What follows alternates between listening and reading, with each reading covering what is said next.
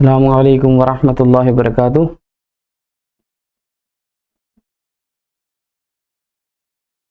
तो हम लोग जो है भाई वो क्वेश्चन पेपर कर रहे थे, है ना। और क्वेश्चन पेपर कराने का मकसद आपको याद ही होगा कि थोड़ा सा आपको ये आइडिया हो जाए कि इम्तिहान में किस किस्म के क्वेश्चन आते हैं और किस किस सबक में से कौन कौन से क्वेश्चन पूछे जाते हैं। तो हमने काफ़ी सारे क्वेश्चन कर लिए थे, अब हम बढ़ते हैं थोड़े बड़े क्वेश्चंस की तरफ। हाँ, ये क्वेश्चन भी ऐसे हैं कि अगर ये क्वेश्चन हमारे सही से हाथ लग जाएं, मतलब हम इनमें से अगर कुछ क्वेश्चन भी अच्छे से लिख लें तो भी पूरी पूरी उम्मीद है कि इंशाल्लाह हम जो है पार हो जाएंगे। तो यहां तक हमारे क्वेश्चन हो गए थे, ठीक है जी। 34वां क्वेश्चन देखिए आप, हो गया। सेक्शन सी से शुरू करेंगे आज। सेक्शन सी ये हमारा तीसरा और आखिरी सेक्शन है जिसके अंदर 36 से लेके 51 क्वेश्चन नंबर तक मिलेंगे आपको, ठीक है जी। और ये जो है आपके लिए वो 2 और 3 और 4 और 5 मार्क्स के क्वेश्चन यहां पर आपको मिलेंगे। अब ये आ गए आपके बिल्कुल सीधे सीधे से क्वेश्चन। अगर आपको थोड़ी बहुत जानकारी है सबक के बारे में और आपने टॉपिक सही से पढ़े हुए हैं तो आप यहां पर आप लिख सकते हैं। यहां पर आपको कोई घुमा फिरा के क्वेश्चन नहीं पूछ रहा, सीधा क्वेश्चन पूछ रहा है। क्वेश्चन नंबर 36 आप देख सकते हैं, व्हाट इज कोऑपरेटिव सोसाइटी? इमदाद बाहिमी सोसाइटी क्या होती है? Explain in your own words. इनको अपने अल्फाजों में लिखिए, और अपने अल्फाजों में लिखने में हम वैसे ही माहिर हैं, है ना जी। तो इमदाद बाहिमी सोसाइटी ये कारोबार की एक किस्म है जिस किस्म के अंदर कुछ लोग आपस में मिलकर एक कॉमन मकसद यानी एक आम मकसद जिसमें सबका फायदा हो उसके लिए जुड़ते हैं, ठीक है जी। इस सोसाइटी की खासियत क्या है? इस सोसाइटी की खासियत यह है कि इसके अंदर जितने भी मेंबरान होते हैं उनका पहला मकसद, जितनी भी सोसाइटी के मेंबर हैं उनको फायदा पहुंचाना होता है कि हमारे मेंबर को फायदा होना चाहिए, ठीक है जी।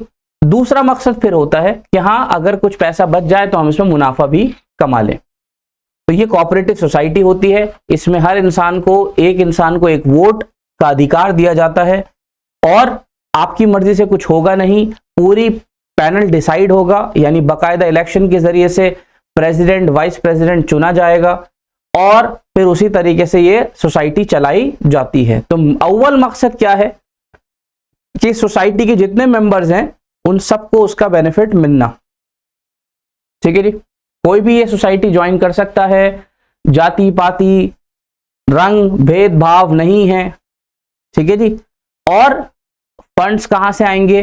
तो इसका कोई कारोबार तो है नहीं है, फंड्स आपस में ही क्या करते हैं, पूल करते हैं।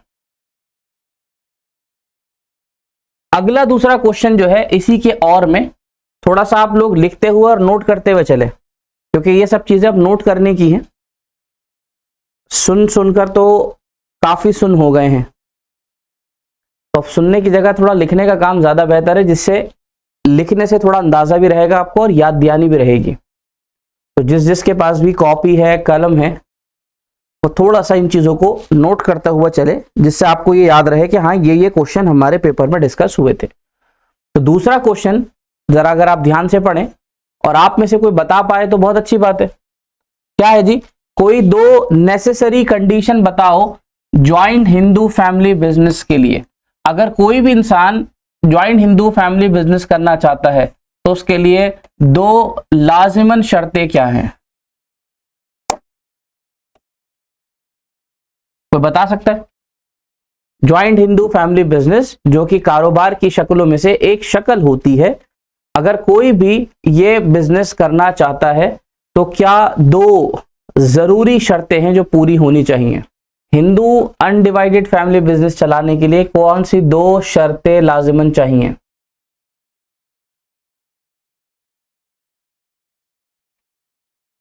देखो, हिंदू अनडिवाइडेड फैमिली बिजनेस जो कि नाम से पता चल रहा है कि ये जो हिंदू सोसाइटी होती है ये लोग जो हिंदुइज्म से फॉलो करते हैं या उनको मानते हैं, ये कारोबार उन्हीं के लिए है।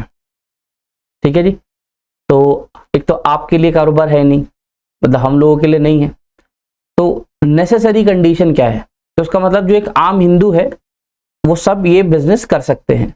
उसके बाद दो शर्तें क्या हैं? उसके बाद चलो ये तो है ही, ये शर्त तो है ही, क्या सारे हिंदू इस कारोबार को कर सकते हैं? अब यहां क्वेश्चन जरूरी बनता है कि खाली हिंदू होना काफी है उसके लिए? तो अब आप कहते हो नहीं जी नहीं, इसके लिए दो लाजमन कंडीशन होनी जरूरी है। पहली कंडीशन तो ये होनी चाहिए कि आप हिंदू हो। उसके बाद अगर आप हैं तो आपके पास दो शर्तें और पूरी होनी चाहिए, वो आप नोट कर लीजिए। At least 2 male members.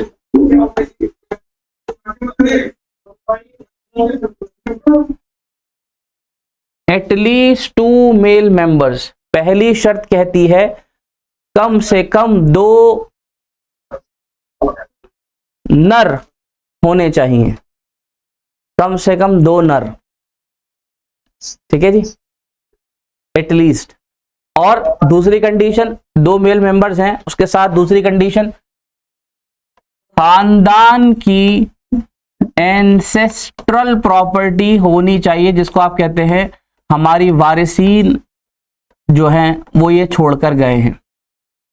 यानी 2 जनरेशन 3 जनरेशन का आपके पास सरमाया होना चाहिए, जिसको हम एंसेस्ट्रल प्रॉपर्टी कहते हैं। तो अगर आप हिंदू हैं और उसके बाद भी ये बिजनेस करना चाहते हैं तो उसके लिए आपके पास 2 शर्तें बड़ी लाजमन हैं। क्या? 2 मेल मेंबर्स खानदान में होने जरूरी हैं, और ये जॉइंट फैमिली बिजनेस होता है, इसमें अकेले नहीं करते, हम सब मिलके करते हैं, आपको अगर याद हो। और दूसरा, इसके अंदर आपके पास विरासत में प्रॉपर्टी होनी चाहिए 2 जनरेशन की, यानी जैसे आपके नाना परनाना वाली जो प्रॉपर्टी होती है। तो अगर ये दोनों शर्तें हैं पूरी तो फिर आप ये बिजनेस कर सकते हैं। और इस बिजनेस में मैं आपको चलते चलते बता दूं कि इस बिजनेस में खासियत क्या होती थी कि इस बिजनेस में सारे काम और सारा कंट्रोल एक खास शख्स के पास रहता था, जिसको हम कहते थे कर्ता। ये नाम मत भूलना, कर्ता इस बिजनेस के अंदर सबसे बड़ी नींव है। ये खानदान का सबसे ओल्डेस्ट पर्सन यानी सबसे पुराना शख्स होता है। जरूरी नहीं है काबिल हो या नहीं, लेकिन यहां पर कंडीशन यही है कि सबसे पुराना होना चाहिए। पुराना मतलब सबसे एजड। ठीक है जी। तो उसको कर्ता बनाया जाएगा। कर्ता ही सारे डिसीजन लेता है। कर्ता को छोड़कर ये जो बाकी अवाम बैठी हुई है खानदान की, इसको क्या कहेंगे? तो उसके लिए वर्ड यूज होता है को पार्टनर, मत भूलना, को पार्टनर। ठीक है जी। तो ये सब मिलके होते हैं। बच्चा पैदा होते ही इस बिजनेस का पार्टनर बन जाता है, उसको हम माइनर पार्टनर कहते हैं। यहाँ पे कोई लाजमी शर्त नहीं है कि आप बड़े होके फॉर्म भरोगे। आप उस खानदान का हिस्सा हो, आप पैदा हुए तो आप अब हिस्सेदार बन गए हो इस काम के। तो इस तरह से ये बिजनेस चलता है। अगले क्वेश्चन पे चलते हैं। Question number 37, banks give 2 assurance to the depositor. बताइए क्या बैंक अपने खातेदारों को क्या 2 अश्योरेंस देता है?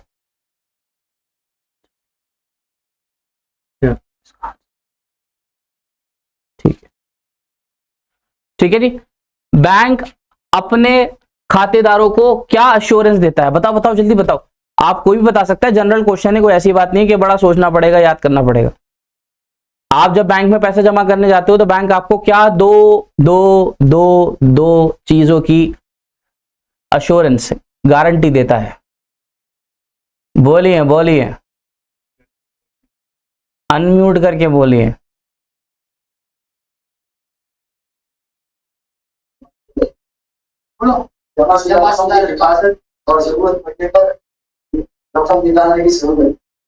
वाह, कौन है जिसने जवाब दिया? ये किसने जवाब दिया ये वाला? हाथ हाथ हाथ उठाओ, हाथ उठाओ। कौन से मदरसे ने दिया जवाब? ये दारुल उलूम कंथारिया में किसने दिया है ये जवाब?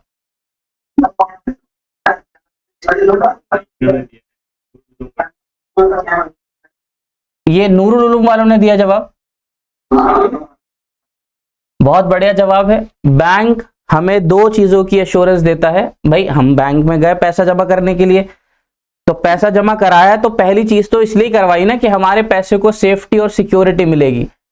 तो सबसे पहली एश्योरेंस तो उसने ये दी कि आप बिल्कुल ना घबराइए, ये आपका पैसा नहीं, अब हमारा पैसा है। वो बिल्कुल आपको ये एश्योरेंस देता है, और बिल्कुल ना घबराइए, ये आपका नहीं, अब हमारा है और आप खुद हमारे हैं, तो आपके पैसे को हम देंगे सेफ्टी। तो पहली एश्योरेंस जो आपको यहाँ पे मिली, जो कि सबसे जरूरी थी, वो है आपके पैसे की सेफ्टी मिल गई। दूसरा, सेफ्टी मिल गई तो अब ऐसा तो नहीं है कि डर लगा रहे कि मैं कभी ये पैसा निकाल ही नहीं पाऊंगा। तो जब आपको जरूरत हो तब आप ये पैसा विड्रॉ यानी निकाल सकते हैं, जरूरत की जब भी आपको पड़े। तो इन दो चीजों की एश्योरेंस आपको मिलती है बैंक के जरिए। छोटा सा क्वेश्चन था, 2 अल्फाजों का था और 2 नंबर आपके खाते में यूं ही आ जाते। अगले क्वेश्चन पे चलते हैं। फरमा रहे हैं, if you want to set up a business for exporting products abroad और importing products from foreign countries for sale in our country, which bank can provide you the required support and assistance. Banking का ही question है। फरमा रहे हैं कि अगर आप बिजनेस करना चाहते हैं, भारत से बाहर सामान बेचना चाहते हैं या बाहर से सामान लाकर भारत में बेचना चाहते हैं, तो इसके लिए कौन सा बैंक है जो आपकी सपोर्ट करेगा और आपको जो है वो गाइड करेगा, उस बैंक का नाम बताइए और थोड़ा उसके बारे में बताइए। तो यहां पर रंग बिरंगे किस्म के हमने बैंक पढ़े थे, कोई बता पाएगा इसके लिए खुसूसन कौन सा बैंक होगा?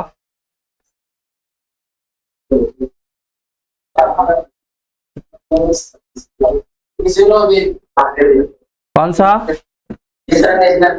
International bank. चलो तुक्का लगाने की कोशिश करी है, नहीं लग पाया है। और कोई? आरबीआई नहीं है, आरबीआई भी नहीं है। और कोई बता पाएगा?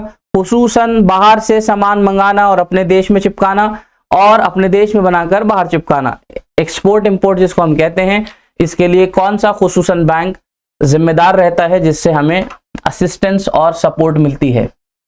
कौन बताएगा?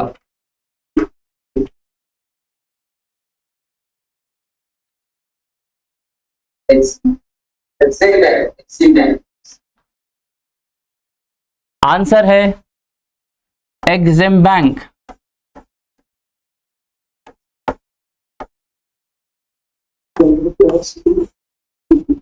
EXIM, EXIM, EX का मतलब एक्सपोर्ट है और IM का मतलब इंपोर्ट है।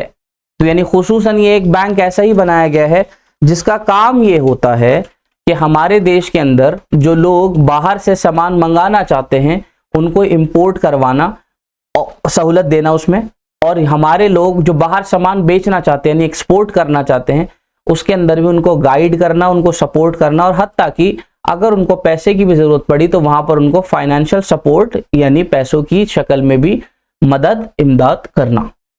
इस बैंक का नाम है एक्सपोर्ट इंपोर्ट बैंक। इसके अलावा मैं अगर कुछ और बैंकों की बात करूं तो उसके अलावा हमारे पास दूसरा बैंक जो है वो कमर्शियल बैंक है, जिसके अंदर हम अपने खाते खुलवाते हैं और पैसा जमा करते हैं और निकालते हैं। तीसरा हमारे पास मरकजी बैंक है। ठीक है जी, ये आपका मरकजी बैंक हो गया जिसको आप आरबीआई कहते हो। ये देश के अंदर सारी बैंकिंग प्रणाली को, पूरे बैंकिंग सिस्टम को कंट्रोल करता है, नोट छापता है, सारे काम इन भाई साहब के होते हैं। और इसके अलावा चौथा किस्म का जो बैंक है जिसके अंदर स्पेशलाइज्ड बैंक आते हैं, यानी कुछ खुसूसी बैंक जो खुसूसी काम करते हैं, उनमें से एक बैंक का नाम ये है स्पेशलाइज्ड बैंक के अंदर। तो स्पेशलाइज्ड बैंक के अंदर ही एक्सपोर्ट इंपोर्ट बैंक आता है। साफ इसलिए है क्योंकि ये एक खुसूसन काम के लिए बनाया गया है। इसके अलावा मैं आपको 2-4 नाम और बता देता हूं। एक नाम है नाबार्ड, ये भी क्वेश्चन पेपर में काफी आया हुआ है, याद रखिएगा, शायद इस बार टपक जाए। NABARD, national bank for agriculture and rural development. इस बैंक का काम जो है खुसूसन वो हमारे जो ग्रामीण इलाके हैं वहां पर और खेतीबाड़ी के जो हमारे इलाके हैं उन इलाकों के अंदर एक बड़ा बैंक है जो लोगों को लोन प्रोवाइड करता है, उधार देता है। ठीक है भाई साहब, चलिए आगे बढ़ जाते हैं। अगला क्वेश्चन कौन बता पाएगा देखते हैं। If as a consumer I have suffered physical injury due to a defective electric heater and spend ₹5,000 on medical treatment. आपने एक इलेक्ट्रिक हीटर खरीदा था, ठंड आ रही थी बहुत ज्यादा, आपने कहा पहले खरीद कर रख लेता हूं, उसके अंदर कुछ डिफेक्ट था और डिफेक्ट के कारण, डिफेक्ट की वजह से आपको कुछ फिजिकल इंजरी यानी आपके साथ छोटा सा हादसा हो गया और उस डिफेक्ट के हादसे की वजह से 5,000 रुपए के आसपास आपका मेडिकल ट्रीटमेंट का खर्चा आया। I should be entitled to claim compensation for rupees 50,000. Do you agree? क्या ये बात सही है कि वो शख्स 50,000 रुपए के कंपनसेशन का क्लेम करे? यानी क्योंकि डिफेक्ट निकला है और हमने कंज्यूमर राइट्स वाले चैप्टर के अंदर पढ़ा ही था कि हमारे पास पूरा पूरा राइट है, अगर कोई प्रोडक्ट डिफेक्टिव निकल जाता है और उसके डिफेक्ट की वजह से हमारे साथ कोई वारदात पेश हो जाती है तो उसका कंपनसेशन, उसका हर्जाना उनको देना पड़ेगा। तो यहां पर आपके मेडिकल ट्रीटमेंट में खर्चा हुआ है 5,000 रुपए, दवाई जो भी आपकी पट्टी वट्टी हुई होगी, और आप कह रहे हैं क्वेश्चन के अंदर कि आप उससे 50,000 रुपए का कंपनसेशन लेना चाहिए या नहीं, क्या कहना चाहेंगे?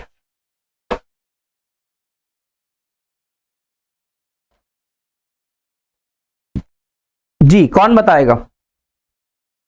5,000 रुपए आपके डिफेक्ट की वजह से खर्च हुए हैं और आप मुतालबा 50,000 का कर सकते हैं या नहीं? ये कह रहे हैं नहीं कर सकते। क्यों?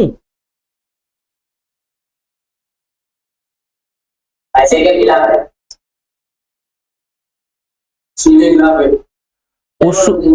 उसूल के कह रहे हैं खिलाफ है।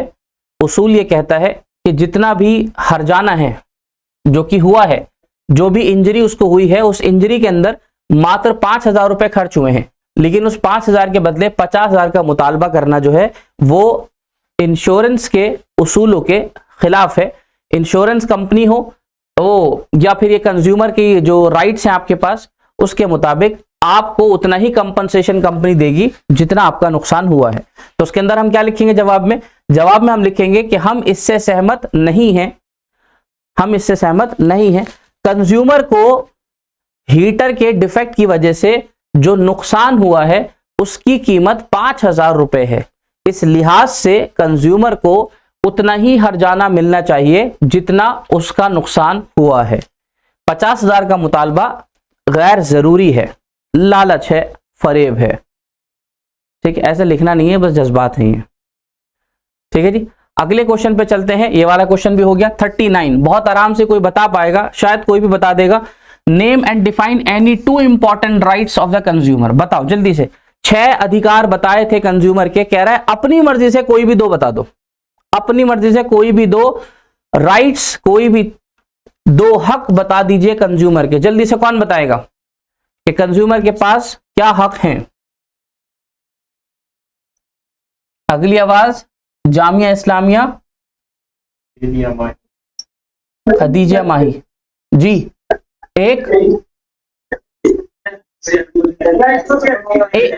कोई एक बोले भाई। ये देखो इतने सारे बोलोगे तो फिर मैं नहीं बोल पाऊंगा। राइट टू सेफ्टी, बहुत खूबसूरत जवाब इन्होंने दिया है। पहला राइट यहां लिख देते हैं, राइट टू सेफ्टी, यानी हमारे सारिफीन को सेफ्टी का अधिकार है, सिक्योरिटी का अधिकार है। बहुत बढ़िया। दूसरा बताइए, राइट टू इंफॉर्मेशन, हमको जानकारी का भी पूरा पूरा अधिकार है कि हमको प्रोडक्ट के बारे में पूरी इंफॉर्मेशन होनी चाहिए। इसके अलावा कोई और बता पाएगा? 2 के अलावा कोई और, इनके अलावा 2 को छोड़कर?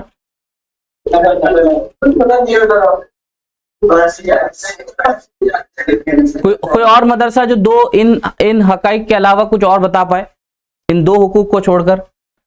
ऐसे नाम बता दें इन 2 को छोड़कर, कोई भी मदरसा।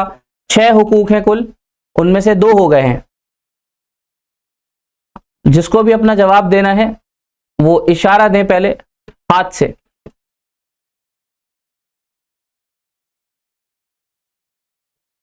नहीं है, फरमाइए। मदरसल उलूम गंगवाही, अनम्यूट कीजिए पहले।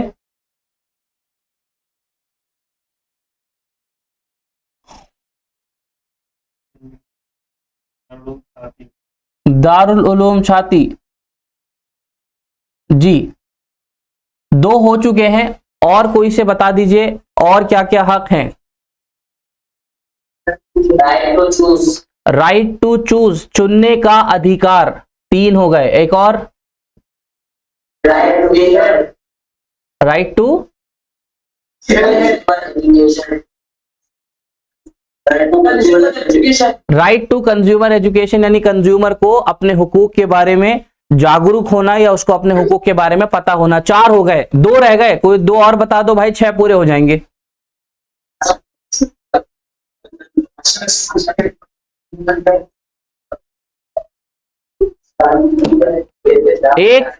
एक आपके पास जिस हक के तहत आपको आपके हुए नुकसान का हर्जाना मिलता है, जैसे कि यहां हुआ 5,000 रुपए आपके इंजरी में खर्च हुए और आपको यहां पर हर्जाना मिलेगा, इस हक का क्या नाम है? तलाफी का हक। बिल्कुल सही फरमाया इन्होंने। थोड़ा सा इन 6 हुकूक को लेकर अच्छे से याद रखें। ऐसा भी क्वेश्चन आ सकता है कि पूरा क्वेश्चन बना हुआ होगा और आपसे बाकायदा पूछा जाएगा इसमें कंज्यूमर का यानी सारिफीन का कौन सा हक है जो तोड़ा गया है।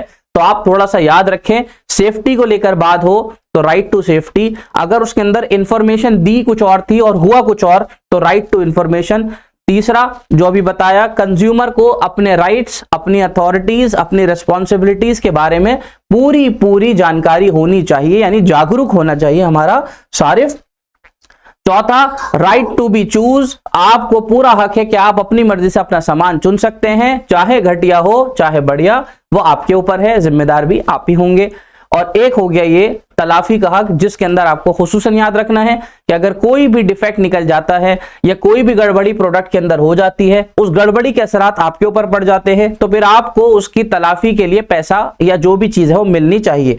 जो कि यहां पर भी हुआ था कि इलेक्ट्रिक हीटर में डिफेक्ट निकला जिसकी वजह से आपकी इंजरी हो गई, तो यहां पर आपको मिलना चाहिए तलाफी।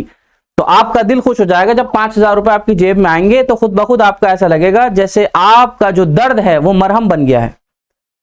ठीक है जी, पैसा आते ही। तो ये वाली कहानी है। तो यहां पर जो डिफेक्ट है उसकी अलग अलग शक्लें हैं कंपनसेशन की, कि तलाफी के अंदर आपको पैसे भी मिल सकते हैं अगर आपकी इंजरी हो गई, आपका सामान वापस भी किया जा सकता है, आपको नया सामान भी दिया जा सकता है, सामान के अंदर अगर कोई रिपेयर की चीज है तो रिपेयर भी की जा सकती है, रिफंड अगर आपको सामान अच्छा नहीं लगा या उसके अंदर कोई ऐसा डिफेक्ट निकल गया तो आपको पैसे भी वापस दिया सकते हैं। ये सारी चीजें आपकी शक्ल में मौजूद हैं जो आपको तलाफी की शक्ल में मिल सकती हैं। अगले क्वेश्चन की ओर चलते हैं। छोटा सा क्वेश्चन इसी के और में, इसी के और में छोटा सा क्वेश्चन है, why should a consumer look for ISI mark on electrical goods?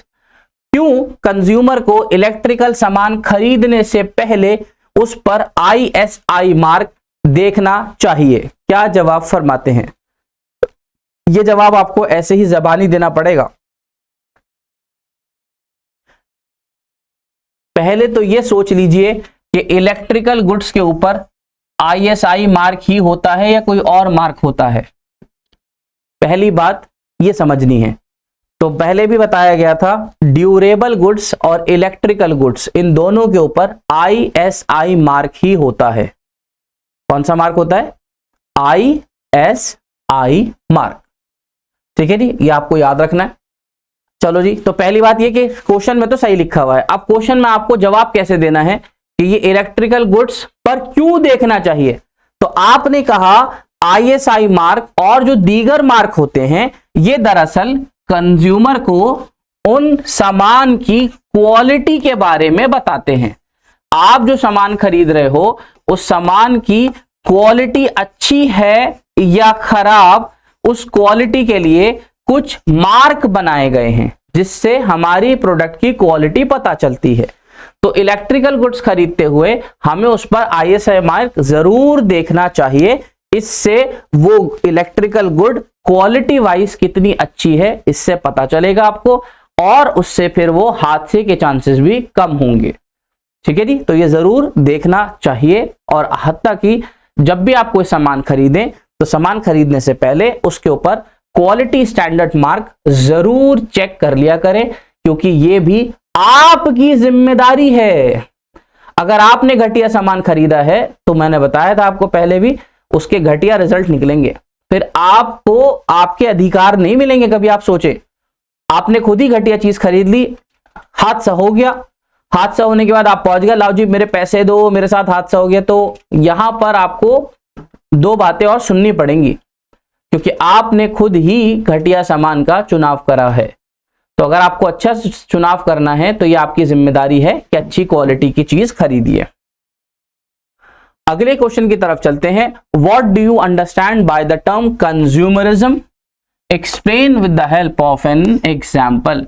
तो कंज्यूमरिज्म यानी सारिफीन जो होते हैं हमारे, उसको हम कंज्यूमरिज्म कहते हैं, जिसका मतलब होता है कंज्यूमर के हक के लिए, कंज्यूमर के हक के लिए लड़ना या कंज्यूमर के हक के लिए आवाज उठाना, जिससे कंज्यूमर्स को, जो कंज्यूमर का एक्सप्लॉयटेशन होता है, यानी कंज्यूमर के साथ जो नाहक चीजें होती हैं, उनके साथ अनफेयर प्रैक्टिसेस होती हैं, मिलावटी सामान उनको दिया जाता है, ये सारी चीजें उनके साथ ना हो, तो उसके लिए क्या करना है, एक मूवमेंट चलाना, उसके लिए पूरा एक कानून बनाना, जिसको हम कंज्यूमरिज्म कहते हैं। वो कहेगा एग्जाम्पल दो, तो आप एग्जाम्पल में क्या लिखोगे कि कंज्यूमरिज्म की इसलिए जरूरत है क्योंकि कंज्यूमर के साथ नाप तोल में गड़बड़ी, कंज्यूमर के साथ क्वालिटी में गड़बड़ी, कंज्यूमर के साथ नकली सामान और जाली सामान बेचना, और कंज्यूमर के साथ कीमतों से ज्यादा कीमतें वसूल करना, इस किस्म की बहुत सारी चीजें होती हैं। इसलिए हमें कंज्यूमर के लिए कानून की जरूरत थी, जो आपके लिए कंज्यूमर राइट्स और कंज्यूमर रिस्पॉन्सिबिलिटीज आपको मिली कंज्यूमर प्रोटेक्शन एक्ट में। 41वां क्वेश्चन कह रहा है, which right provides due compassion to consumer, which right provides due compassion to consumer. कौन सा सवाल है? ठीक, 41। अगर कोई भी चीज आपके साथ, कौन सा राइट आपको ये हक देता है कि जो कंज्यूमर के साथ जो भी वारदात पेश आ जाती है, जो भी वजह उसके साथ पेश आती है, तो उसका हर्जाना उसमें आपको मिलेगा। जो बात अभी हम कर ही रहे थे वही वाली, तो उसका वही है तलाफी का अधिकार, जिसको हम कहते हैं राइट टू सीक रिड्रेसल, तलाफी का अधिकार। तो आप आगे लिख सकते हैं कि यहां पर जो राइट की बात हो रही है वो कौन सा राइट है, right to seek redressal, right to seek redressal, तलाफी का अधिकार। यह अधिकार है जो हमें कंपैशन करता है कि अगर हमारे साथ कोई भी हादसा हो गया, हमारे साथ कोई भी गड़बड़ी की गई, तो हमें उसका पूरा हर्जाना दिया जाएगा। ठीक है जी। तो यहां पर आकर ये 41वें क्वेश्चन तक आपके 2-2 नंबर के क्वेश्चन आप पूरे हो चुके हैं। यहां तक का खेल भी अगर आप खेलते हो अच्छे से पेपर के अंदर, तो उम्मीद है बहुत अच्छा स्कोर हो जाएगा। अब आते हैं इस पेपर के बड़े क्वेश्चनों की तरफ, जिनकी मार्किंग थोड़ी बड़ी है। यानी अब ये क्वेश्चन जो है 3-3 नंबर के क्वेश्चन है। थोड़ा सा देखते हुए चलिएगा। पहला क्वेश्चन क्या है, एक 42वां question, explain any 3 type of economic activity that you see in your surrounding. कोई 3 किस्म की मईशती सरगर्मियां बताइए जो आप अपने आसपास देखते हैं, बताइए। 3 किस्म की मईशती सरगर्मियां कौन कौन सी हैं, बताइए। कौन सी सरगर्मियां हैं जो आपके लिए माश का जरिया बनती हैं, या आप वो काम पैसे के मकसद से करते हो, बताओ कौन कौन से हैं। सबक नंबर 1 का ही क्वेश्चन है ये।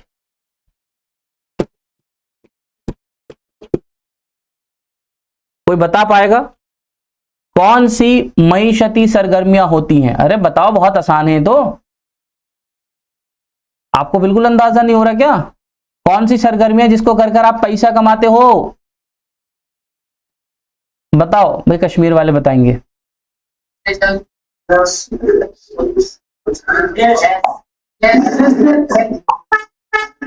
क्या चीज? बिजनेस। खूबसूरत, 1 लिख लियो। बिजनेस हो गया जी। और क्या होता है? और क्या तरीके हैं जिससे आप माश कमाते हो? सिर्फ कारोबार ही है?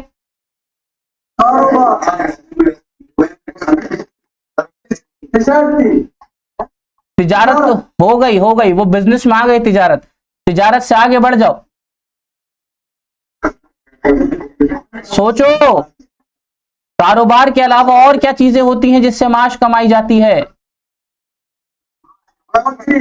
नौकरी। दूसरा है नौकरी, जिसको कहते हैं रोजगार।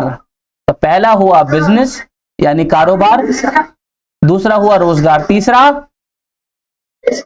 पेशा। तो तीन चीजें आप बहुत अच्छे से लिख लीजिए। तो यहां पर आपको तीन चीजें मिलती हैं आपकी माशी सरगर्मी में। सबसे पहले बिजनेस आ गया, दूसरे पर एम्प्लॉयमेंट यानी रोजगार आ गया, और तीसरे पर प्रोफेशन यानी पेशा आ गया। अगर आप सिर्फ नाम लिखकर आएंगे तो आधे नंबर मिलेंगे। आपको इन तीनों के बारे में लिखना भी होगा कि ये होता क्या है, क्योंकि आगे लिखा हुआ है इन तीनों को एक्सप्लेन कीजिए। तो आप यहाँ पे खूबसूरती से बिजनेस की डेफिनेशन लिखेंगे कि कारोबार एक मईशती सरगर्मी होती है जिसके अंदर हम खाम माल को तैयार माल में तब्दील करने का काम करते हैं, और ये सारे काम हम मुनाफे के मकसद से करते हैं, और ये काम रेगुलर बेसिस यानी रोजाना किया जाता है। ये चीजें आपको ध्यान रखनी है कि कारोबार के लिए सारी चीजें जरूरी है। ठीक है जी, म्यूट। दूसरा है रोजगार। रोजगार के अंदर आप बड़े आसान अल्फाजों में लिखेंगे, ये भी एक किस्म की मईशती सरगर्मी है जिसके अंदर हम दूसरों के लिए काम करते हैं और बदले में हमें तनख्वाह मिलती है। तीसरे में चलेंगे पेशा। पेशे के अंदर आप बोलेंगे ये लोग कुछ खास इल्म वाले लोग होते हैं जिनके पास एक हुनर होता है, और ये उसकी बुनियाद पर माश कमाते हैं। कैसे? फीस के जरिए, जैसे डॉक्टर, जैसे लॉयर, जैसे अकाउंटेंट। ठीक है जी, तो आप यहां पर मिसाल दे देकर अपना जवाब बहुत आराम से लिख सकते हैं। अगले क्वेश्चन की तरफ एक नजर कर लीजिए। What do you understand by the term environmental pollution? आप एनवायरमेंटल पोल्यूशन से क्या समझते हैं, और दो किस्म के पोल्यूशन की किस्में बताइए। बताइए, हमारा कौन सा साथी बताएगा कि एनवायरमेंटल पोल्यूशन होता क्या है, जिसको हम कहते हैं एनवायरमेंटल आलूदगी। तो ये आलूदगी होती क्या है, किस चीज से बनती है, और इसकी किस्में बता दीजिए कोई दो। बहुत आसान, इतना आसान टॉपिक है, आपके आसपास है, बाहर रोड पे नजर आ जाएगा आपको निकलते ही। तो एनवायरमेंटल आलूदगी होती क्या है? अगली जवाब मदरसा मदीनतुल उलूम रामनगर। बताइए एनवायरमेंटल आलूदगी किसे कहते हैं? हाँ बताइए कुछ। हाँ पेट्रोल वगैरह ना उसके हाँ, पेट्रोल वगैरह से क्या होता है? धुआं, पोल्यूशन। हाँ पोल्यूशन, यह है, खूबसूरत सी बात इन्होंने करी है। पोल्यूशन होता है पेट्रोल से। तो इससे क्या होगा, कोई दिक्कत की बात है? नहीं। तो भाई जब दिक्कत की बात ही नहीं है तो फिर आप इसको दिक्कत कैसे कह रहे हो? पेट्रोल इस्तेमाल करा, पेट्रोल से धुआं निकला, धुआं पी लिया, वो मतलब ले लिया अंदर जिस्म में, तो क्या हुआ? कोई दिक्कत थोड़ी है इसमें। दिक्कत क्या है? कोई खराबी? अच्छा, उसे इन्फेक्शन हो जाएगा। ठीक है, तो एनवायरमेंटल पोल्यूशन का मतलब है वो चीजें, वो आलूदगियां या वो एक्टिविटीज या वो काम जिसके जरिए से हमारा एनवायरनमेंट, जो हमारे आसपास जो कुदरती जो नेचुरल रिसोर्सेज हैं, उनका लेवल डिक्लाइन कर जाना, यानी उसके अंदर कमी आ जाना। तो हमारे इस्तेमाल से हमारे जो रिसोर्सेज हैं, हमारे जो जराए मौजूद हैं, चाहे वो कुदरती हो, उनका एक्सेसिव यूज करना, उनका हद से ज्यादा इस्तेमाल करना, जिसकी वजह से उनका लेवल डिक्लाइन कर जाता है, उसको एनवायरमेंटल पोल्यूशन कहते हैं। पोल्यूशन के अंदर आपसे पूछा जाए कि इसकी किस्में बताओ, तो मैं आपको बता देता हूं। अलग अलग किस्में होती हैं। एक हवाई आलूदगी होती है जिसको एयर पोल्यूशन कहते हैं। तो जो ये पेट्रोल से बताना चाह रहे हैं वो एयर पोल्यूशन है। गाड़ी से निकलने वाला धुआं, फैक्ट्री से निकलने वाला धुआं, और जहां से भी धुआं निकलता है, याद रखिए इस हिसाब से ये धुआं आपके लिए जो पोल्यूशन करता है इसका नाम है हवाई आलूदगी, एयर पोल्यूशन।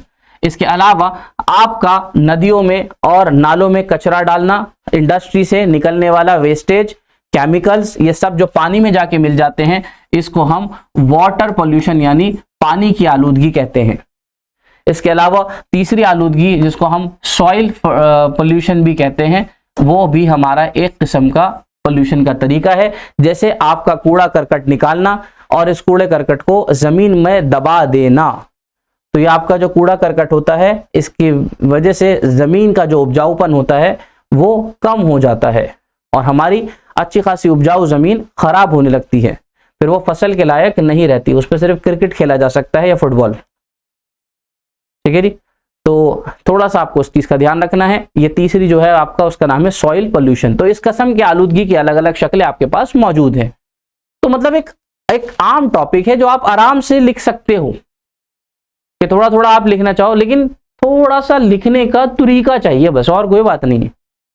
हाँ, ये और कोई मसला नहीं है, यहाँ पे सिर्फ यही बात है। लिख तो आप सब दोगे, मुझे पता है, पता नहीं क्या क्या लिख दोगे, जो पढ़ा भी नहीं वो लिख दोगे, लेकिन सिर्फ लिखने का एक तरीका चाहिए। अब जैसे यहां से शुरू हो तो पहले आप प्यार से इसको ये बताइए कि एनवायरमेंटल पोल्यूशन हुआ क्या। तो आपने कहा ये वो चीजें हैं जिसके अंदर हम एनवायरमेंट के जो रिसोर्सेज हैं, जो अल्लाह पाक ने जो हमें कुदरती निजाम बना के दिया है, उसका एक्सेसिव आम इस्तेमाल से तो ये खराब होता ही नहीं है। ये पेड़, ये शजर, ये जहर, ये नसर, ये नहर, ये सब आपके लिए जो बनी है, आपके इस्तेमाल के लिए तो बनी है, लेकिन जब आप इसका एक्सेसिव यूज करते हो, हद से ज्यादा इस्तेमाल करते हो या गलत इस्तेमाल करते हो, उसकी वजह से एनवायरमेंट पोल्यूट हो जाता है। ठीक है जी, जब पानी पीने के लिए था, पी भी रहे हैं, धो भी रहे हैं, लेकिन जब एक्सेसिव बहा रहे हैं तो वो जरा खराब होंगे उससे।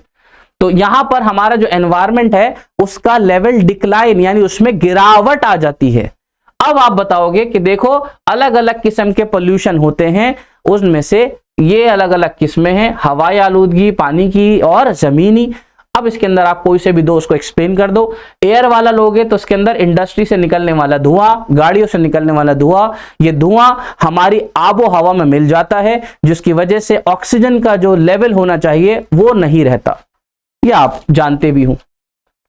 ठीक है जी, तो इससे हमारा जो एयर पोल्यूशन होता है, इससे एयर क्वालिटी हमारी गिर जाती है, जिसके असरात क्या पड़ेंगे, इसके असरात ये पड़ेंगे, जो सांस हम ले रहे हैं वो सांस क्वालिटी वाइज अच्छी नहीं होगी, जिससे हम सबको बीमारी की शक्लें पैदा हो सकती हैं।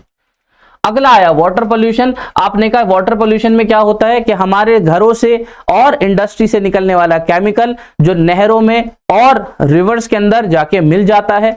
देखा ही होगा आपने, बहुत सारी इंडस्ट्री होती है, उनका पीछे का नाला नाले में ही मिल रहा होता है, पीछे से एक पाइप निकला हुआ इंडस्ट्री का नाले की तरफ जा रहा होता है, जिसमें से कूड़ा करकट केमिकल ये सब नदियों में और समुद्रों में जाकर मिल जाता है। तो इससे पानी की क्वालिटी खराब होती है, क्योंकि फाइनली पानी आपको वहीं से मिलना है, तो वही पानी आपके पास आएगा। तो जब ये पानी की क्वालिटी खराब होगी तो इससे भी इंसान के जिस्म पर और उसकी हेल्थ के ऊपर उल्टे असरात पड़ेंगे। और हत्ता कि जो जितनी भी ये आपकी पानी से जो रिलेटेड जितनी भी आपकी स्पीशीज हैं, चाहे मछलियां हो या और दीगर हो, इससे भी उनकी जिंदगी पर बहुत बड़ा असर पड़ता है। अगले क्वेश्चन की तरफ यूं ही देख लेते हैं। Explain and enumerate the human objective of business. कारोबार के अलग अलग मकासद होते हैं, कारोबार के अलग अलग मकासद होते हैं, उनमें 3 मकसद होते हैं। याद रखिएगा, मैं आपको तीनों बता रहा हूं, इसमें सिर्फ एक ही पूछा गया है। चैप्टर नंबर 1 का क्वेश्चन है कारोबार के मकसद बताइए। तो कारोबार के 3 मकसद होते हैं, एक इकोनॉमिक माशी हो गया, मईशत से ताल्लुक, एक सोशल सामाजिक मकसद, और एक ह्यूमन और पर्सनल। ये 3 मकसद होते हैं आपके कारोबार के। इसमें सिर्फ आपसे पूछा ही गया है कौन सा, ह्यूमन ऑब्जेक्टिव बताइए। ह्यूमन ऑब्जेक्टिव का ताल्लुक आपके मुलाजिमीन से है। ये थोड़ा सा अगर आपको याद रहेगा तो आपके लिए बड़ा आसान होगा लिखना। इकोनॉमिक का ताल्लुक आपके मुनाफे कमाने से, आपके कारोबार को बढ़ाने से, आपके कारोबार में सर्वाइवल पैदा करने से है, यानी जिससे आपका कारोबार बनेगा, जिससे आपका कारोबार बढ़ेगा और जिससे आपका कारोबार ठहरेगा, वो सब इकोनॉमिक में आते हैं। सोशल में वो सारे ऑब्जेक्टिव आते हैं जिसका ताल्लुक सोसाइटी से है, अच्छी चीजों की पैदावार करना, ऐसी चीजों की पैदावार करना जिससे एनवायरनमेंट का नुकसान ना हो, ये सब चीजें उनके लिए है, वो किस में आ गई, सोशल के अंदर। और लोगों को रोजगार के अवसर पैदा करना सोशल में आ गया। अब ह्यूमन में क्या आएगा, इसका ताल्लुक आपके मुलाजमीन से है। जैसे पहला हो गया मुलाजमीन के लिए अच्छी जगह का इंतजाम करना, यानी उनके लिए अच्छी एनवायरनमेंट या वर्किंग कंडीशन उनको देना। दूसरा, उनको फेयर वेजेस देना, यानी उनको मुनासिब तनख्वाह देना जिससे उनका रहन बसर हो सके। तीसरा, उनके लिए करियर अपॉर्चुनिटीज देना जिससे वो आगे और अच्छी ग्रोथ कर सके और आगे बढ़ सके। उनको चौथा, अच्छी ट्रेनिंग प्रोवाइड करना जिससे वो काम में दिलचस्पी ले सके और काम को अच्छे से कर सके। इस तरह से आप 3-4 मिसालें आराम से उसको देके समझा सकते हैं। तो ह्यूमन का ताल्लुक आपके मुलाजिमीन से है। अगले क्वेश्चन की ओर चलते हैं। Question number 45, explain the different channels through which a product move from producer. जल्दी कौन बताएगा हमारे पास कौन कौन से चैनल मौजूद हैं सामान को सारिफीन तक पहुंचाने के लिए? जल्दी से, बहुत आसान टॉपिक है, बताया हुआ है पहले भी। कौन बताएगा? ये सामान बना मैन्युफैक्चरर से और ये सामान अब सारिफीन तक पहुंचाना है, तो आपके पास क्या क्या जराए मौजूद होते हैं? जल्दी से कौन बताएगा? कौन कौन से जराए आपके पास है जिससे वो सामान सारिफीन तक पहुंचाया जाता है? बहुत अच्छा क्वेश्चन है जिसको हम चैनल्स ऑफ डिस्ट्रीब्यूशन कहते हैं।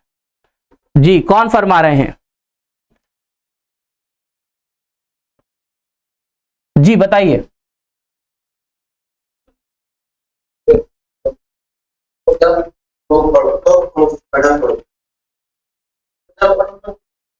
हाँ, ये ठीक है कि बीच में थोक फरोश आ गए और खरीदा फरोश आ गए, लेकिन चैनल के नाम थोड़ा सा चैनल के तरीके से बताइए। पहला तरीका क्या है? बीच में किसी को रखना है या नहीं रखना? पहले में एजेंट को रखना है।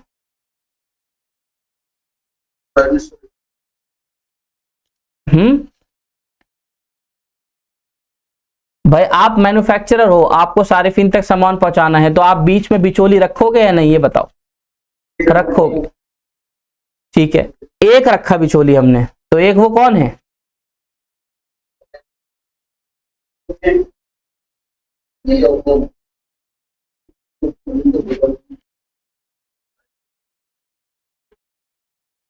देखो, चैनल, सबसे पहला चैनल तो मेरे लाल जीरो चैनल होता है। जीरो सबसे पहला चैनल, और जीरो का मतलब ये है बीच में हमने बिचौली रखा ही नहीं है। आहा, बराह रास्त है इनका ताल्लुक मैन्युफैक्चरर से, तो मैन्युफैक्चरर और कंज्यूमर बराह रास्त ताल्लुक, बीच में कोई बिचौली है ही नहीं। मैंने मिसाल भी दी हुई आपको पहले, बाटा है, मदर डेयरी है, ये सब जीरो चैनल यूज करते हैं।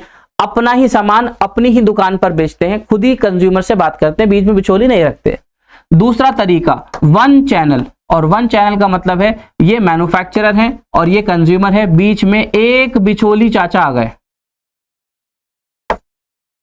बीच में एक बिचौली आ गया, एक मिडलमैन। अब ये एक बिचौली खरीदा फरोश भी हो सकता है और थोक फरोश भी हो सकता है।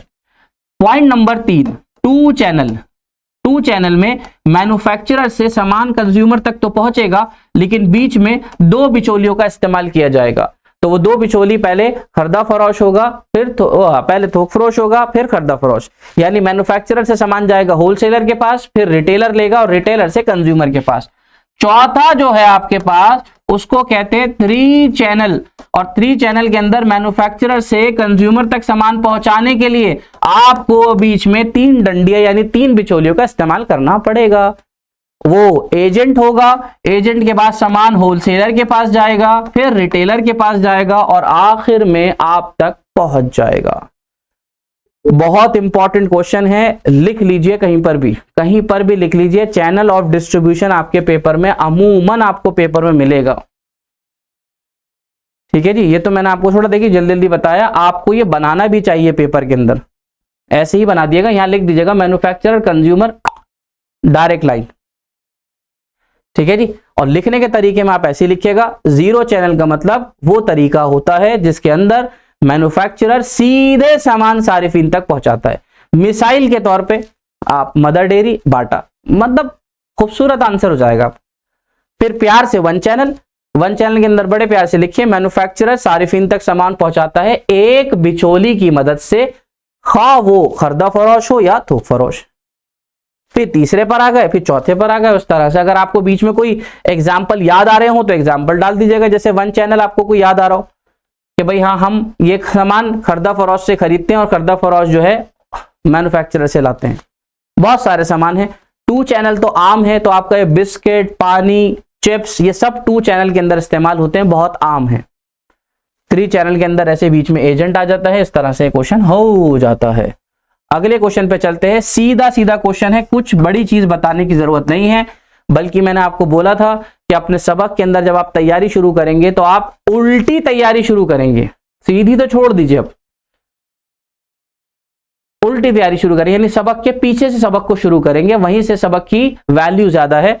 और ये 3 नंबर का सीधा क्वेश्चन है, एंटरप्रेन्योरशिप किसे कहते हैं, कोई दो इसकी खुसूसियात बताइए। कुछ भी टेढ़ा मेढ़ा क्वेश्चन नहीं है, सीधा सीधा क्वेश्चन है।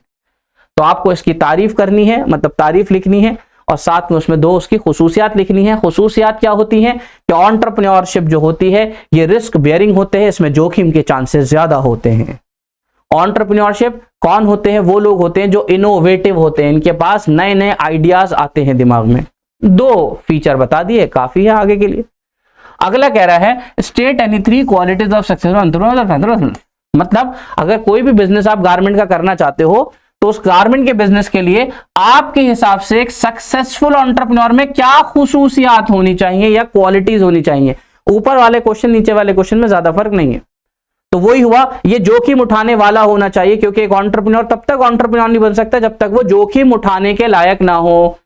दूसरी क्वालिटी सेल्फ कॉन्फिडेंस, आपके अंदर खुद एतमादी बहुत जरूरी है। आपको अपने ऊपर ही यकीन नहीं आ रहा कि क्या ये मैं काम कर पाऊंगा, तो अड़ोस पड़ोस वाले आपको फिर लपेट देंगे, कहेंगे तुम्हें खुद तो तमीज नहीं है कि तुम काम कर पाओगे नहीं कर पाओगे, तो तुम सक्सेसफुल कैसे बनोगे। तो पहले सेल्फ कॉन्फिडेंस जनरेट होना चाहिए, हाँ मैं ये काम कर लूंगा, हाँ इंशाल्लाह ये काम हो जाएगा, हम मिलके कर सकते हैं, या मेरे अंदर इतनी क्वालिटीज दी गई हैं कि मैं इसको काम को पूरा कर सकता हूं। तो सेल्फ कॉन्फिडेंस चाहिए। क्वालिटी के अंदर रिस्क बेयरिंग, जोखिम उठाने का पूरा पूरा आपके अंदर जो है एक क्वालिटी होनी चाहिए। अगर आपको लग रहा है आप ज्यादा जोखिम उठाने के लायक नहीं हैं, तकलीफ होती है जोखिम उठाने से, तो एंटरप्रेन्योर वर्ड अपने आप से हटा दीजिए, कुछ हल्का फुल्का काम कर लीजिए। ठीक है जी, 2 क्वालिटी हो गई। तीसरी क्वालिटी मैंने आपको बताया इनोवेटिव, नए नए आइडियाज लेकर आना, नई नई चीजें दिमाग में लेके चलना। कैसे चाय की पत्ती का दूसरा इस्तेमाल हो सकता है, ये चाय की पत्ती जो हमारी जाया हो जाती है, इस चाय की पत्ती जाया होने से कुछ और बनाया जा सकता है। सोचो कितनी चाय की पत्ती पी जाती है इंडिया में, और चाय की पत्ती जब छन जाती है तो छनने के बाद जाया हो जाती है। क्यों ना तुम कुछ ऐसा दिमाग लगाओ कि वो जाया हुई चाय की पत्ती इस्तेमाल में आ जाए। हाँ ऐसे ही तो गेम होता है। वेस्टेज से ही पैसा निकाला जाता है, वेस्टेज से ही। जो चीजें वेस्ट हो रही हैं मार्केट में, उसकी वैल्यू कौड़ियों के भाव है, कौड़ियों के भाव। उस कौड़ियों के भाव को आप बहुत बड़ा प्रॉफिटेबल बिजनेस बना सकते हो अगर आपका दिमाग लगे। ऐसी मार्केट में लाखों चीजें हैं जो लोग सामान बनाते हैं और उसमें से वेस्टेज निकलती है, और उसके लिए वो वेस्टेज सिर्फ बोझ है। वो आपसे कहेगा फ्री में ले जाओ सारी चाय की पत्ती हमारी जो खराब हो गई, ये जो हमने डब्बे में भरी है बकायदा, बल्कि हमसे पैसे ले लिया करो, 20 रुपए 50 रुपए, हमारा रोज का कूड़ा उठा के ले जाया करो। उसके लिए कूड़ा है, तुम सोचो उस कूड़े में से क्या निकल सकता है। ये काम करती हैं डेवलप कंट्रीज, उनका काम ही आज रिसाइकल करने का है। वो कूड़े को कूड़ा ही नहीं समझ रही, वो कह रही कूड़ा थोड़ी है, देख बेटा इसी को चाय की पत्ती बना के तेरे को फिर दोबारा चाय बेचेंगे हम। यही है, यही। और कितनी चीजें ऐसी होती हैं कि आप और मैं समझते भी नहीं है। कितना कपड़े की धज्जियां जो होती हैं, जो छोटे छोटे कतरने कट जाती हैं, टेलरों की दुकान पे आपने देखी होगी। लोग, आपको और मुझे क्या लग रहा है, टेलर ने थोड़ा सा साइड में से कुर्ता काटा, काटने के बाद छोटी सी पट्टी रह गई, वो नीचे डालते रहते हैं। उनके लिए तो वो वेस्ट है। बल्कि आप उनसे कह दो महीने के महीने में सारी ले जाया करूंगा, खुशी खुशी आपको दे देगा, ले जाओ, बल्कि मुझसे 2 चाय के पैसे भी ले जाओ कि तुमने मेरी दुकान से कूड़ा उठा लिया। लेकिन तुम उन धज्जियों से बहुत कुछ बना सकते हो। वो धज्जियां कुशन्स के अंदर भरने में काम आती हैं, गद्दों के अंदर भरी जाती हैं। ये दिमाग चलाया होगा ना किसी ने, लेकिन उसके लिए तो जाया है, तुम उस जाया से पैसे बना रहे हो। तो ये चीजें होती हैं, यहाँ इनोवेटिव वे आपका होता है, यही दिमाग चलाना होता है, यही एंटरप्रेन्योर बनता है इंसान, कि बिल्कुल ऐसी चीज है जिसको लोग बेकार समझ रहे हो वहां से उस चीज को लेकर आना, और इसी को हम रिसाइकल कहते हैं। और आज के टाइम में रिसाइकल कर कर बहुत पैसा बनाया जाता है और काफी काफी बिजनेसेस खड़े किए जाते हैं, जो लोगों को नजर आ रहा होता है कि ये बिल्कुल खराब है, इसका कोई इस्तेमाल नहीं है, और वहीं से उसको रिसाइकल करके दोबारा इस्तेमाल के लिए बनाया जाता है। ठीक है जी, और ये रिसोर्सेज का बेहतरीन इस्तेमाल कहलाता है। वरना आप और मैं तो रात दिन इतना वेस्टेज कर रहे हैं, इतना वेस्टेज कर रहे हैं, वो सारा वेस्टेज समाएगा कहाँ, ये बताओ ना। तो हमें उन सारे वेस्टेज को अगर रिसाइकल करना शुरू कर दे तो क्या ही बढ़िया होगा, हमारे जो रिसोर्सेज हैं वो कितने अच्छे इस्तेमाल में आएंगे। वरना आप कूड़ा देख लो, कितना कूड़ा करते हैं हम लोग, शायद ही कोई मखलूक होगी जो इतना कूड़ा करती होगी, हमसे ज्यादा तो कोई ना करता। कितना कूड़ा हम करते हैं। अब ये कूड़ा आप बताओ, आपने अपने घर से बाहर तो निकाल दिया, आपने अपने प्रेमिसेस से बाहर निकाल दिया, ये कूड़ा जाएगा कहां, ये तो सोच लिया करो। बस हमने अपने इलाके से तो बाहर, हमारा घर साफ है, हमारे घर में एक भी थैली नहीं पड़ी हुई, हमारी सारी थैलियां गली में पड़ी हुई हैं, मोहल्ले में पड़ी हुई हैं, या गार्बेज डम जो होता है वहां पड़ी। लेकिन ये तो सोचो यार, ये कूड़ा जाएगा कहां, कहीं नहीं जाएगा, ये हमारा एनवायरनमेंट ही इसको एब्जॉर्ब करेगा और उसके नुकसानात हमें मिलेंगे। या तो ये कूड़ा जलाया जाएगा या ये दबाया जाएगा। अगर ये जला तो एयर पोल्यूशन, और ये दबा तो सॉइल पोल्यूशन, और उसके नुकसान इंसान को ही तो पड़ेंगे, बकरी को थोड़ी, उसको भी पड़ेंगे, मतलब हम पे ज्यादा पड़ेंगे। तो आप सोचो, हमारे जरिए से निकला वेस्टेज, उसका घुमा के नुकसान हमें ही मिलेगा। और खाओ प्लास्टिक के अंदर सामान ये चाइना ने हमें प्लास्टिक की थैलियां दे दे के बर्बाद कर दिया। हमारे लिए आसान है प्लास्टिक के अंदर, लेकिन प्लास्टिक रिसाइकल होने में बहुत बदतर चीज है। कभी जलाओ और जलाकर, मतलब मत जलाना, जलाओ अगर देखो कभी, तो उसके जलने के अंदर से जो, उसके अंदर से जो धुआं निकलता है वो इतना नुकसानदेह है। तो आप सोचो फिर आप इस कूड़े को समाओगे कहां। तो क्यों ना तुम में से कोई ये चीज सोचे कि इस कूड़े को रिसाइकल करने का कोई तरीका हो, क्यों ना इस कूड़े से पेट्रोल बना दिया जाए। हाँ, कोई ऐसी मशीन क्यों नहीं बना सकते कि ये गार्बेज जो है इतना बड़ा, इसको बिल्कुल कर इतना सा कर दिया जाए कि इतनी सी क्वांटिटी में रह जाए। ये तकनीक अब इस्तेमाल हो रही है हमारे कूड़े खानों में। शहरों के अंदर ये मशीनें बाकायदा बड़े बड़े कूड़े खाने जो कहलाते हैं वहां पर ये लगाई गई हैं, और रोज का उनका काम है, इतना कूड़ा आता है उनके पास और आखिर के अंदर वो इतना सा सैंपल बन के वापस जाता है। ये है टेक्नोलॉजी जिसका इस्तेमाल हमें सीखना है, और हमें अपने जहन के जो दरीचे हैं उनको थोड़ा सा खोलना है इस चीज के लिए। ये चीजें आप सीख भी सकते हैं और सीखनी ही पड़ेंगी मेरे भाई, और क्या है बस। ठीक है जी, तो ये चीज है। तो यहां पर आजकल सक्सेसफुल एंटरप्रेन्योर, ये देखो ये क्वेश्चन जो है ना एंटरप्रेन्योरशिप का, ये पेपर में जरूर आएगा, बिल्कुल बिल्कुल जरूर, ये टॉपिक आना ही आना है पेपर में। 3-3 नंबर करके जोड़ो मेरे भाई, बूंद बूंद से ही घड़ा भरेगा। हाँ, एक चीज सभी ठान के जाना कि मिनिमम जो परसेंटेज है पासिंग होने की, वो तो हमें किसी भी हालत में निकालनी है। मिनिमम पासिंग परसेंटेज हमें किसी भी हालत में निकालनी है। तो उसके लिए कम से कम आपका टारगेट 100 नंबर में से 40 का तो कम से कम होना चाहिए। ये सिर्फ उनके लिए जिनके हालात बहुत खराब हैं, कपड़े फटे हुए हैं, हालात बहुत खराब हैं, जेब में पैसे नहीं हैं, ये उनके लिए है कंडीशन। जो बच्चे अच्छा पढ़ते हैं वो ना सोचें इस बात को, वो तो बिल्कुल तवज्जो रखें कि मुझे और अच्छे से पढ़ना है, जिससे आगे आने वाली क्लासेस के अंदर या इससे मेरा और जहन खुलेगा, तो इंशाल्लाह मैं और अच्छे बिजनेस एस्टेब्लिश कर पाऊंगा। तो कम से कम आप अपने दिमाग में मिनिमम पासिंग क्राइटेरिया जरूर रखें। अपने आसपास वाले साथी को जगाइए, उसे चाय पिलाइए, उसे उठाइए और उससे कहिए भाई देखो, पैसा भी लग रहा है, वक्त भी लग रहा है, मेहनत भी लग रही है हमारी भी, और इस पूरे स्कूल बोर्ड की जो ये सारी क्लासेस करा रहा है, तो इसका रिजल्ट आप सबके रिजल्ट के ऊपर ही मबनी है। तो आपको इसलिए अच्छा परफॉर्म करना जरूरी है, वरना फिर इन सारी क्लासेस का और इन सारी चीजों का जो ये पूरा एक प्रोग्राम चलाया जा रहा है, इसका जो मकसद है फिर वो मकसद खत्म हो जाएगा। देखो, मकसद के बिना काम बेकार है। वो मकसद पूरा होगा आपके रिजल्ट से कि हाँ हमारे बच्चों ने इस इम्तिहान में अच्छा परफॉर्म करा, तब लगेगा हाँ जी इनका रिजल्ट आया है, तभी ये चीज आगे जारी साजी रहेगी और इसको करने में मजा आएगा। और अगर आपने इसको बिल्कुल ऐसे ही लिया जैसे छोटी मोटी चीज होती है कि हाँ कर लेंगे, होगा क्या, नहीं होगा तो कुछ और तो कर ही लेंगे, जिंदगी थोड़ी ना खत्म हो रही है, ऐसा तो बिल्कुल है, जिंदगी थोड़ी ना खत्म हो रही है। लाइफ में करने के लिए बहुत चीजें हैं, लेकिन क्योंकि ये एक एजुकेशन एरा चल रहा है, एक तालीमी वक्त है जिसके अंदर तालीम की बहुत ज्यादा कीमत है, तो हमें भी तालीमी याफ्ता होना जरूरी पड़ेगा इस टाइम। तो यहां पर आकर कुछ चीजें हमें लिखत में जरूरी चाहिए, कुछ चीजें हमें डॉक्यूमेंट में जरूरी चाहिए कि हाँ मैं भी एक एजुकेटेड सिटीजन हूं। कैसे पता चलेगा कि आप इंग्लिश के 4 वर्ड्स बोलेंगे तो आपको कह दिया जाएगा यू आर एजुकेटेड? वो आपसे कहेगा स्कूल गए हो, कभी 10वीं पढ़ी थी, 12वीं करी थी? आपने कहा ना, इंग्लिश फर्राटेदार बोलता हूं। अच्छा जी, तो यहां पर आकर आप वैलिड नहीं कहलाएंगे, क्योंकि कंट्री के अंदर हमें स्किल्स भी चाहिए और डिग्री भी चाहिए। तो आप थोड़ा सा इस चीज पे तवज्जो कीजिए। मैंने जो आपको आज से 3 या 4 क्लासेस पहले बताया था, एक बार उस वीडियो को जरूर देखिए कि तैयारी शुरू करनी कैसे है। अगर आप उसके हिसाब से चलेंगे तो आप मान के चलिए आप में से शायद ही कोई निकम्मा बच्चा ऐसा होगा जो पास भी ना हो पाए, शायद ही। वो उसकी खुशनसीबी होगी माशाल्लाह कि उसने ऐसा कुछ कर दिखाया, वरना इसमें से सच बता रहा हूं मैं आपको, प्रैक्टिकल के नंबर लगाने के बाद 17-18 नंबर लाना कोई बड़ी बात नहीं है, अगर आपने कुछ सबक को भी अच्छे से पकड़ के कर लिया, कुछ सबक को। बाकी तो माशाल्लाह आप इतने ज़हनशीन हैं कि लिखने में तो माहिर हैं। जब पेपर भरने पर आएंगे तो खुद एग्जामिनर कहेगा माशाल्लाह इतना कैसे भर दिया इसने। लेकिन बस सिर्फ भरने का तरीका थोड़ा सा हमें देखना है, वो तरीका ही मैं आपको यहाँ पर सिखाना चाह रहा था और कुछ नहीं।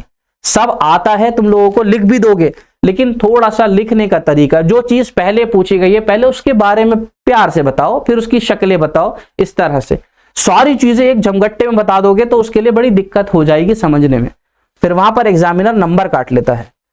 ठीक है जी, तो उम्मीद है इंशाल्लाह इसके साथ हमारी तैयारी अच्छी चलेगी, और किसी भी तरीके की कोई दुश्वारी या परेशानी हो आपको, वो आप बता सकते हैं क्लास के अंदर, और किसी का कोई सवाल है वो बिल्कुल पूछ सकता है। क्या कह रहे हैं? क्वेश्चन पेपर मिल सकता है? हाँ हाँ बिल्कुल मिल जाएगा, दे दीजिए, अभी दे रहे हैं। एग्जाम में ये नहीं आएगा? ये एक सैंपल का मतलब समझते हो ना? हाँ, इस किस्म के क्वेश्चन पूछे जाएंगे। उम्मीद है हो सकता है इनमें से एक आध क्वेश्चन सेम भी आ जाए, लेकिन मिलते जुलती चीजें होती हैं, तो प्रैक्टिस के लिए अच्छा क्वेश्चन है। इसके साथ बल्कि आपको 2-3 पेपर और भेज देते हैं हम, पिछले साल का भेज देते हैं जो भी पिछली बार हुआ उससे। हाँ, ये बात हकीकत है कि क्वेश्चनों को पढ़कर आपको थोड़ा सा ये लगेगा कि हाँ क्वेश्चन किस किस किस्म के आए हुए हैं, और वहां पर भी तैयारी की शक्ल आसान है।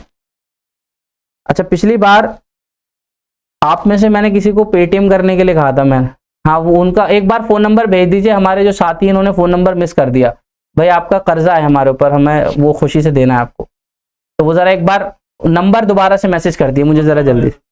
हैं? कौन सा मदरसा था? यही मदरसा था, कंथारिया। एक बार बस अपना नंबर मैसेज कर दीजिए। हाँ बिल्कुल, ऐसे मिलते जुलते ही क्वेश्चन आपको इम्तिहान के अंदर मिलेंगे। बाकी सब्जेक्ट के अंदर बाकी सब्जेक्ट के टीचर भी आपको यही वाला पेपर अपने अपने सब्जेक्ट का करवाएंगे, उनका पैटर्न देखिए किस तरीके का होता है। ठीक है ना?